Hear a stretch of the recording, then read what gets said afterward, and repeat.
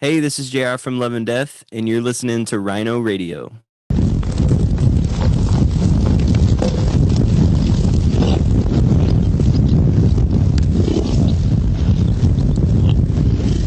Or of Rhino Radio here today, and I have the pleasure of being joined by JR of Love and Death. How you doing today, mate? Good. Thanks for having me on. Well, thank you for joining us. And if for any reason some of our listeners have been stuck on Mars for the last couple of months, then it's probably news to them, but only them, that Perfectly Preserved, a brand new album, your sophomore, is coming out February 12th. It's probably a bit weird. And I don't know, let's start. I want to confront you first with a rumor that I found online about the album. So you can either completely destroy it or confirm it. Rumor is that Perfectly Preserved, the name of the album, is named after your addiction and love of Chick-fil-A. Is that true? uh, I wish it was now. No. The name of the record actually came from the first song on the record that has it says Perfectly Preserved in it.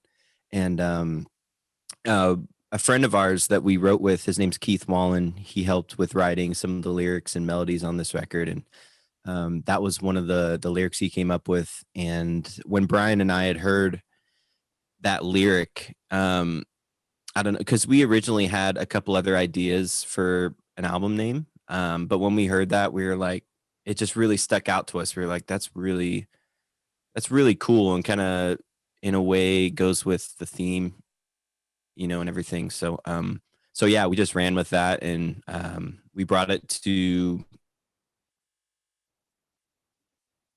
the guy that was design, and he loved it, and he was like, this is great, we can totally with this. So that's where it came from. But Chick-fil-A would have been a really cool story. Maybe the next album. And is it true to say that you sing much more on the album? I think the previous one you were kind of maybe even backing vocals, or at least half and half. And I feel like this one you're at least half and half, if not even sometimes leading. Is that true? Is it something that was discussed in advance while producing the album? Yeah. So that was a major point that we had talked about. Brian had wanted me to sing a lot more, and do, the kind of switch off kind of thing. And at first I was a little hesitant, but the more we talked about it and we started writing, it started kind of coming together, and we were like, okay, this could work, and it could be really cool. So yeah, I am doing a lot more leads and all the background vocals with Brian and everything. So well, I can you will hear agree. me a lot more. I can definitely agree. I had to listen to the album today, and I can definitely agree that it sounds great. You're complementing each other, the heavier and the kind of mellower, the softer side. I'm not going to say who is the softer side, not to start any arguments there, but it sounds great. So I cannot wait for the world to enjoy the rest of the album. And my next question, Thank you. I have to say that it's been a returning question, so I'm sorry about if it sounds like a pun, but I've asked this question many times, and especially with the name of the band, it has to come back. What is scarier to you, love or death? You cut out. Sorry. Say it again. So I had to say that it's not the first time that I've asked this question before, and I'm sorry that with the name of the band, it sounds like a pun, but what is scarier to you, love or death? Oh, love or death. That's a good question. I mean, I think for me, it'd probably be love. I think love is a very scary thing because you have to be vulnerable, and you have to sacrifice, for the other person. It's putting other people first before yourself, and that's it's easier said than done, So I would definitely say that's a lot scarier, in my opinion. Would you describe yourself as a romantic? Maybe a little bit, yeah. But even not in a romantic sense, even more in just like a, love your brother, love your neighbor kind of sense, as far as just like thinking of others first, and, not putting yourself first, not being selfish, and, And that kind of thing. So what about a mixtape? Have you done a few of those? I think I actually did one back when I was in like junior high for a girl. So I will say I'm guilty and did. Okay, I want to go back and talk about the album. You've already mentioned Keith Wallen. Ryan Hayes is also on one of the tracks, and Lacey Sturm is also on one of the tracks. I'm not sure if I know that it was produced over a long period. I think you started almost in 2012-ish, 14 to record everything. So I don't know if it changed over the Corona time, but do you have any memorable moments from collaborating with these artists? Um, yeah, like you said, it's been a long process. It started in 2014, and in 2020, I not to say that the pandemic's a good thing at all, but it was almost a blessing in disguise, kind of, for us to be able to get the record done, because everyone's got so many crazy schedules and stuff with their own bands. So it gave us a chance to actually get the record done and get it put out. Um, but as far as memorable moment, yeah, I think for me it was probably getting to do a song with Lacey Sturm. Um, she's an incredible artist. I mean, I remember listening to her when I was in middle school. Listening to Flyleaf. So it was it's just an honor to be on a song with her, and just to call her a friend too. She's an incredible person, and um, so yeah, that was probably one of the highlights for me doing this record. Were you actually in the studio at the same time? Was it before or after pandemic started? It was so we collabed like over the internet kind of thing. That's how a lot of it was done and written. Just everyone kind of from home or wherever they were. Sending ideas back and forth and whatnot. Um, but I will see her pretty soon here. I think because they're out in Nashville and we're doing this live stream show out there. Um, so I'll get to see her pretty soon and thank her for being on it in person. Um, but yeah. And I think the band started obviously around the kind of the Christian metal genre. At least that's how it started. I think it used to be a phrase a long time ago. I'm not sure that the phrase still survived the time going by. Is it because you think that metal and faith get along better today because faith took over everything? Maybe metal took over. Where do you believe that music and faith are at the moment existing together? Are they friends, or they just forgot about each other?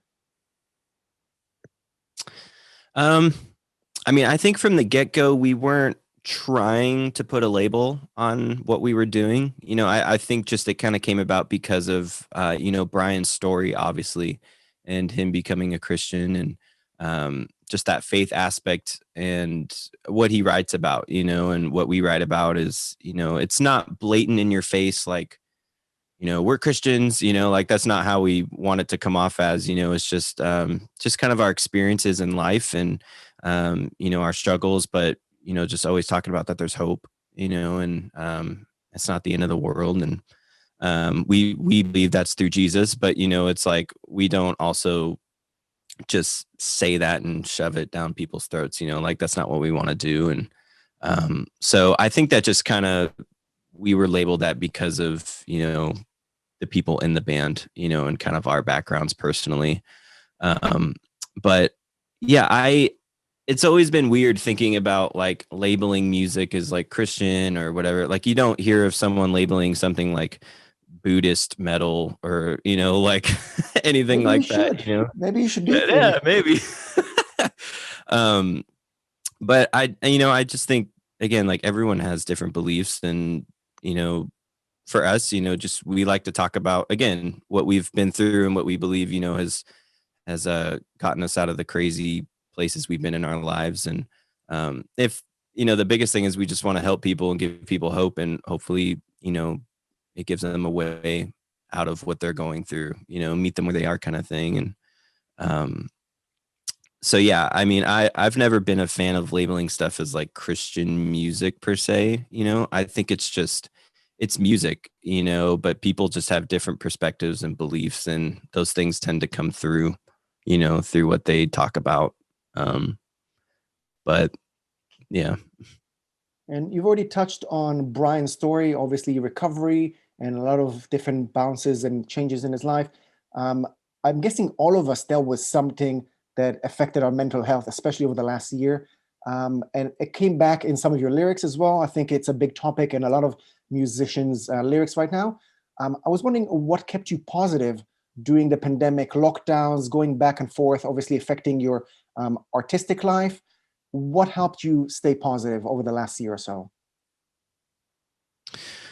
Um, I think for me, the biggest thing was just being able to keep doing music somehow, because the biggest thing for musicians like me or anyone that's in a band and, the biggest thing is touring, being able to do that and to meet people face to face and just have that, connection with fans. And so to have that kind of taken away in a sense, it's pretty hard, because that's kind of what we build off of. And so to be able to still though, create music from home and to collab with, many different artists and stuff has been like such a huge blessing. I feel like, um, and also taking, just the time, like with everything going on, I think it's kind of opened people's eyes to what's truly important, and just kind of remembering like what's really important in life, than all the distractions around us, and some of those things have probably gotten taken away because of what's been going on, so in a way, it's been good to just be able to recognize those things and make changes for the better as well. So How much time have you spent during lockdown and the pandemic perfecting your hula hoop skills? it's been a long process. I almost got it down, so we'll see. I can hold it for at least like 3-4 seconds, but trying to get to at least 10 would be good. Okay. And one last thing before we say goodbye. I know that you were introduced to the band through YouTube. Do you like discovering either music or phenomenons through YouTube as well still?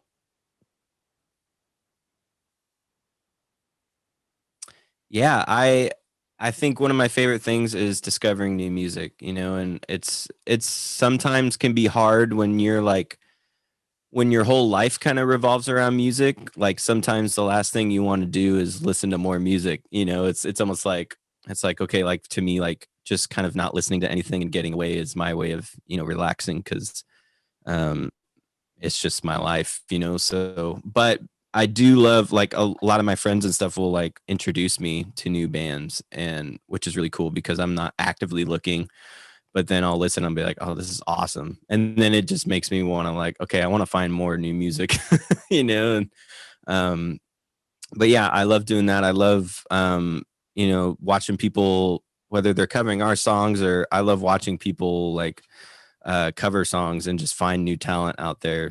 And it's a lot of fun for sure. So no dogs and cats? Say it again. What? No dogs and cats on videos? No. I do love dog and cat videos. I will say I get so distracted on TikTok. I start scrolling through dog and cat videos on there, and it'll be like 3 hours later, and I'm still on there. I'm like, I just lost so much of my time. So hopefully will not distract you on February 12th. You also have an online performance. So we said Perfectly Preserved is going to be out February 12th, but there's also a live show. Before we say goodbye, is there anything else that you would like to say to fans and listeners out there? Yeah, I just want to say thank you. We've been talking about doing a new record for a long time now, so thanks for sticking with us and excited for you guys to hear it and to see the live show as well. I think it's gonna be really cool and hopefully everyone enjoys it and I hope everyone's staying safe out there during this crazy time and we'll come out at the end stronger. So JR of Love and Death, thank you very much for your time. It's been a pleasure. yeah, thank you so much for having me.